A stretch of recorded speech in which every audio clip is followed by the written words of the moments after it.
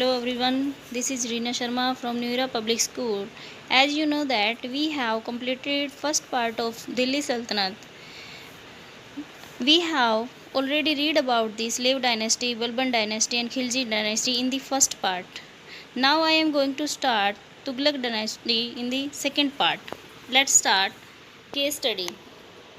The Tughlaq dynasty 1320 to 1414.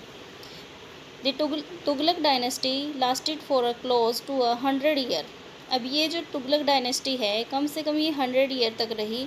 It produce two powerful sultans Mohammad bin Tughlaq and Firoz Shah Tughlaq. इस dynasty के जो दो पावरफुल सुल्तान हुए, एक तो मोहम्मद तुगलक, दूसरे थे Firoz Shah Tughlaq. Ghiyasuddin Tughlaq 1322 1324 CE। Ghiyasuddin was the first ruler of the dynasty. जो गयासुद्दीन तुगलक थे वो फर्स्ट रूलर थे तुगलक डायनेस्टी के। ही was N efficient military commander and he suppress the rebellion and consolidated सल्तनत। अब क्या हुआ, इनके पास जो थी आर्मी काफ़ी अच्छी थी, मिलिट्री कमांडर थे ये। ही सप्रेस्ड रिबेलियन, इन्होंने क्या किया, बहुत सारे रिबेलियन को हराया था। He was succeeded by Juna Khan and who took the title of Mohammad bin Tughlaq. अब क्या हुआ, इन्होंने जूना खान को हरा कर उनका जो टाइटल था मोहम्मद बिन तुगलक ले लिया था। Mohammad bin Tughlaq 1325 to 1351 CE। Mohammad bin Tughlaq was a very powerful ruler. Ibn Battuta the Morocco traveller, जो इब्न बतूता था इनके काल में आया था, जो मोरक्को से था, gives a lot of information about his region. यानी कि इसके राज्य की बहुत सारी इन्फॉर्मेशन किसने दी है, इब्न बतूता ने। He gives the references that The Sultan had great ideas and planned that the failed because the common people could not understand। अब इनके बहुत बड़े बड़े जो आइडियाज़ थे, ये जो प्लान बनाते थे, वो सब फेल हो गए। क्यों? क्योंकि जो आम लोग थे उनको इनके आइडियाज़ समझ में नहीं आए। Some of his plan were as follows. कुछ ने क्या किया, इनके प्लान्स को फॉलो किया। Taxation in Doab. अब क्या हुआ, दोआब में इन्होंने टैक्स लगाना शुरू कर दिया। To increase revenue collections, sultan raised the land tax in the Doab region at the time when the entire region was in the group famine। अब क्या हुआ, इन्होंने दोआब में जो टैक्स लगाना स्टार्ट किया उस टाइम पे लगाया जब वहाँ पर सूखा पड़ा था, फेमिन था। This caused wide spread the discontent among the peasant of the area due to his sultan had to take his order back. अब क्या हुआ, वहाँ के जो पीजेंट थे, गरीब, उनका जो कारण था इनके खिलाफ होने के, उसकी वजह से इन्होंने क्या ले लिया, ये ऑर्डर वापस ले लिया था। Transfer of capital. अब क्या हुआ, इन्होंने अपनी कैपिटल को ट्रांसफ़र किया। Tughlaq decide to shift the capital of the empire from Delhi to Devagiri which he renamed Daulatabad. अब क्या हुआ, इन्होंने अपनी जो कैपिटल थी वो दिल्ली से देवगिरी में शिफ्ट कर दी थी, जिसका नाम रखा Daulatabad. Most historian believe that there were two reason for it. अब क्या हुआ, इसके दो रीज़न थे दोआब में जो अपनी कैपिटल सेटल करनी थी इनको। फर्स्ट क्या थी, the sultan felt that he would be able to control the administration empire better from Daulatabad since it was located in the centre of the empire. कि दौलताबाद जो थी इनके एम्पायर के बिल्कुल बीच में थी, वहाँ से ये सारे अपने जो एडमिनिस्ट्रेशन था उस पर कंट्रोल, एम्पायर पे कंट्रोल कर सकता था। Second reason is the Mongols were constant threat to Delhi. इनको डर था कि कहीं मंगोल जो है आक्रमण ना कर दे दिल्ली पे। Daulata would be the safe from Mongols attack.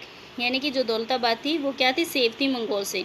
However he was force to return to Delhi as it was the too difficult to control Delhi while the sitting in Daulatabad. अब क्या हुआ, दौलताबाद में अगर रहेंगे तो दिल्ली पर जो है शासन करना इनके लिए थोड़ा मुश्किल हो जाता। Introduction of the token currency. इन्होंने क्या किया, टोकन करेंसी चलाई। Mohammad bin Tughlaq issued the token currency in the copper of laws which were backed by the silver and gold kept in the treasury. अब क्या हुआ, जो सिल्वर और गोल्ड था उसको तो रखा इन्होंने अपनी ट्रेजरी में, खजाने में, और टोकन करेंसी जो चलाई थी वो कौन सी थी, कॉपर की। The token currency as introduced by Tughlaq failed. क्यों फेल हो गई, because he could not prevent the forging of the new coins. अब क्या हुआ, लोगों ने वैसे ही नए कॉइन्स बनाना स्टार्ट कर दिए। The state suffered huge a loss because land revenue was collected in a copper and brass coins. जो रिवेन्यू कलेक्ट करते थे वो किस में था, कॉपर और ब्रास में। There was a such abundance of these new coins that there the value depreciated. यानी कि जो वैल्यू थी उस कॉइन्स की वो काफ़ी गिर गई थी। This even caused distribution of the disruptions of trade and commerce. अब क्या हुआ, इसका एक कारण हुआ कि जो डिस्ट्रप्शन होता है, विघटन हो गया इसके ट्रेड का, व्यापार का। So the sultan was forced cancel the token coins. अब इन्होंने क्या कर दिया, टोकन कॉइन्स को भी कैंसिल कर दिया। ही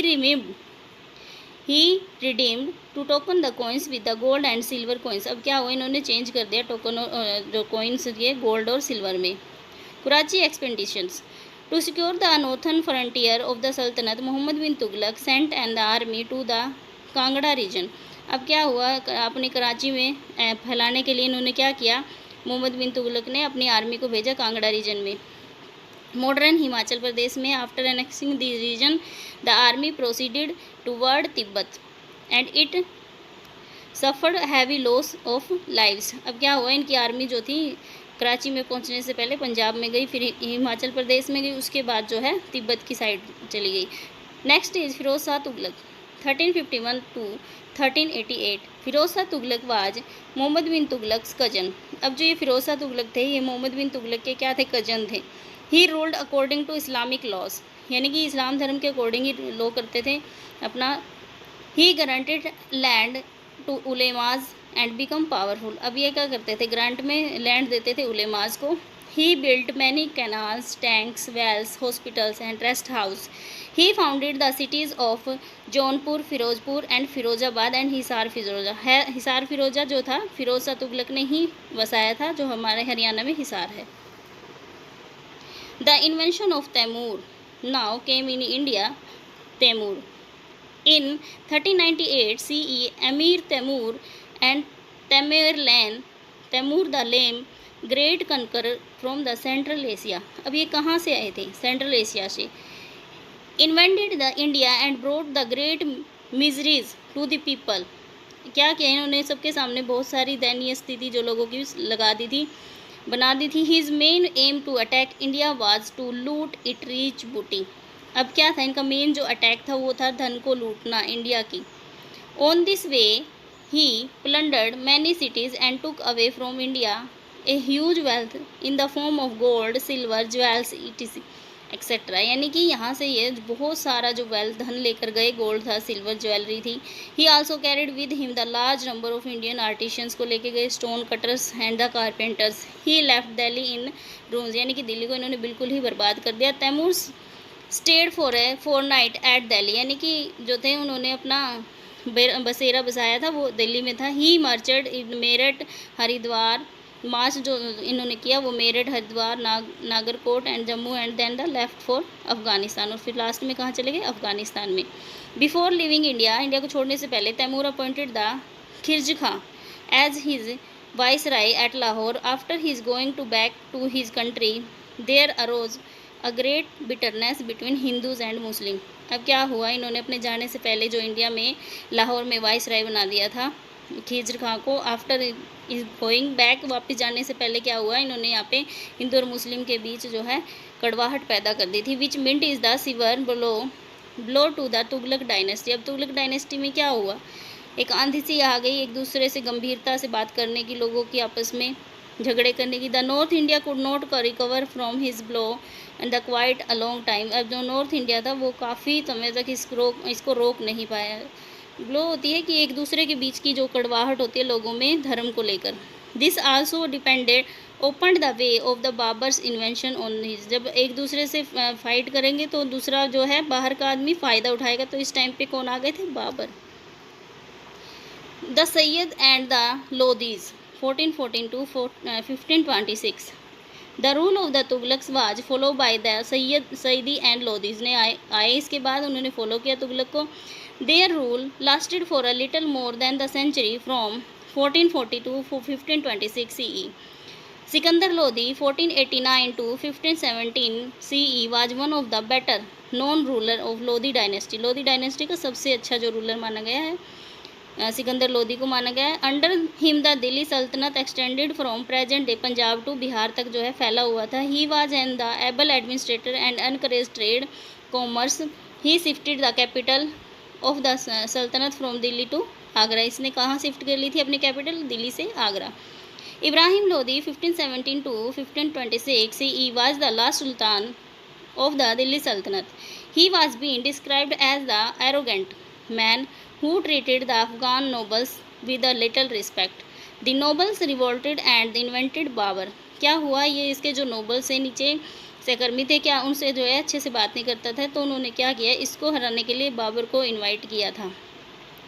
taking advantage of the situation, Babur invaded India and defeated and killed the Ibrahim Lodi in the first battle of Panipat in 1526 CE, यानी कि 1526 कॉमन ईरा जो होती है CE में पानीपत का फर्स्ट जो है बैटल हुई थी, किसके बीच में, इब्राहिम लोदी और बाबर के बीच में.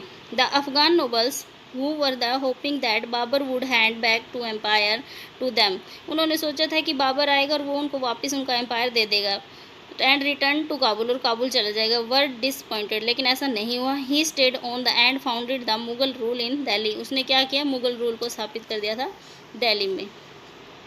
एडमिनिस्ट्रेशंस अंडर द दिल्ली सल्तनत, the sultan was considered as the head of the Delhi सल्तनत. अब कैसा एडमिनिस्ट्रेशन था दिल्ली सल्तनत के जो अंडर में, his word was regarded as the law के अकॉर्डिंग काम किया. He was also the chief executive, इन्होंने बनाए थे, हाईएस्ट जुडिशियल अथॉरिटी बनाई थी, कमांडर इन चीफ थे इनकी आर्मी में. दस ही was the absolute ruler. He considered himself a part of the Islamic world, ये अपने आप को क्या बताते थे, इस्लामिक वर्ल्ड का पार्ट बताते थे. He was the advised by the chief qazi, qazi से क्या करते, एडवाइस लेते थे. The officials maintained the records and they also collected the revenue, and the wazir was main figure in the administrations. He was also the head of the revenue department. इसमें क्या है, इनके जो एडमिनिस्ट्रेशन था उसमें क्या हेड भी बनाते थे किसी एक को, जो कि रिवेन्यू को इकट्ठा कर सके. The Bakshi was the pay master of the army, जो पे देता था. The qazi was the chief जज था. And he also gave the advice of sultan religious issue, qazi जो थे रिलीजियस इशू पे भी अपनी सलाह देते थे. Several other officers acted as the administrative head of the various department. Justice was based on the holy law and the case of Muslim, न्याय करते थे. The sultan did not interfere in the traditional law of the Hindus, जो sultan थे वो हिंदू के जो त्यौहार होते थे, परंपराएं, उनमें कोई भी इंटरफेयर नहीं करते थे. Hindus were allow to the settle their cases in their own panchayat, Hindu क्या करते थे, कई बार उनको अलाउ कर देते थे अपने केसेज में, पंचायतों में. The civil administration of the sultanate was a continuation of the existing one in the state. अब क्या हुआ, जो सिविल एडमिनिस्ट्रेशन होता था सल्तनत काल में, वो कंटिन्यूशन जो है चलता रहता था, existing one in the state, एक स्टेट से. The whole empire was divided into number of the province, जो सारा जो राज्य था वो एम्पायर को बांटा गया था, प्रोविंस प्रांत होते हैं. The provinces were divided into 6 and 6 were divided into pargana and group of the village, pargana को क्या कहते हैं, village, group of village. City were divided into sector and each city was under the charge of 2 officials who were the responsible of chief city administration, जिसके लिए responsible होते थे chief city administration के लिए. The village was the smallest unit of the administrations, जो village होता था वो सबसे छोटी इकाई होती थी एडमिनिस्ट्रेशन की. The patwari and the mushrif were the accountant and were the chief village officials. Villages were left the undisturbed to the manage their own affairs independently. And the muqaddam and the headman of the head of the village administrations, ये जो थे उसको संभालते थे, headman होते थे villages के. इक्ता system, अब इक्ता सिस्टम क्या है, what is the iqta system. Under this system instead of the paying salary to and the officer in cash, he was granting the certain revenue arising from the land or village. अब क्या है, इक्ता में क्या होता था कि कैश में salary देने की बजाय उनको कोई भी लैंड दिया या फिर विलेज जो है दान में दिया जाता था. This land grant was called the iqta, इसको क्या बोलते थे, iqta. Their holder were called the iqtedar, जो इसको होल्ड करके रखता था ना, इक्ता की जो ज़मीन होती थी उसको इक्तादार बोलते थे. Under this system from the revenue which was the collected and certain amount was kept as a salary, इससे जो क्या करते थे, इसमें जो रिवेन्यू इकट्ठा होता था उसको एज ए सैलरी यूज किया जाता था. Certain amount was kept as a salary and another amount was to maintain the soldier for sultan, और बाकी का जो अमाउंट होता था वो सोल्जर को, सुल्तान की जो आर्मी होती थी, सोल्जर होते हैं, उनके लिए खर्च किया जाता था. The officers were expected to keep detailed record income and expenditure. अब ऑफिसर्स क्या होते थे, वो ध्यान रखते थे किस चीज़ को, उसकी डिटेल रिकॉर्ड कर रखते थे, क्या इनकम है, क्या खर्चा है, इसके बारे में. Next topic, revenues. The Sultanate took several measures of increase their revenue sources. Following were the chief source of their revenue. अब जो सल्तनत काल था उसमें रिवेन्यू को कैसे इकट्ठा किया जाता था, कैसे बढ़ाया जाता, वो इसमें है। द खिर्ज एंड लैंड रिवेन्यू, जिसको खिर्ज भी बोला जाता है इस्लामिक में, लैंड रिवेन्यू को। Land revenue was the major source of their income. अब जो सल्तनत थी, जो राजा था, उसका मेन सोर्स क्या था? रिवेन्यू ही था। It was the generally realised at the 1/5 of the total produce. Though the sultan like Alauddin Khilji and Mohammad Tughlaq raised 1/2 of the total produce, यानी कि टोटल जो आमदनी होती थी उसका 1/5 1/2 हिस्सा जो है लिया जाता था। द जजिया टैक्स, जजिया कर जो है, it was imposed only the non Muslim. It is believed that the children, women and fakirs were exempted from it payment. अब क्या हुआ, जो जजिया कर होता था वो किसके ऊपर लागू होता था? नॉन मुस्लिम जो लोग होते थे उनके ऊपर। एंड बिलीव क्या करते थे कि जो चिल्ड्रन हैं, फकीर्स हैं, वर एग्जेम्प्टेड पेमेंट उनको दिया जाता है। It was the realized at the rate of the 10 to 40 taxes depending on the payers in income. The octroi duty, it was realized on the exchange and the transportations of the commercial goods. Import tax was levied on the goods and import from other countries. It was between the 5/2 to 10%। अब जो कोई सामान है एक जगह से दूसरी जगह पर लेके जाना है, कोई भी चीज़ है, वस्तु है, उसको ऊपर भी टैक्स जो है लगाया जाता था। द जगत टैक्स जो था, it was the negligible tax suppose to be the paid by all the Muslim, ये मुस्लिम पर लगाया जाता था। Other source of income including the state share in body which was calculating 1/5 of the plunder plus gift tribute etcetera from the subordinate rulers. अब क्या है, बाकी के जो टैक्स बचे हैं वो क्या करते थे? बूटी होती है, वहाँ का जो धन दौलत थी उसको एज ए रिवेन्यू के तौर पे, एज ए ट्रिब्यूट के तौर पे जो है राजा को दिए जाते थे। Okay student, we have completed the chapter number 3 Delhi सल्तनत टुडे। Thank you.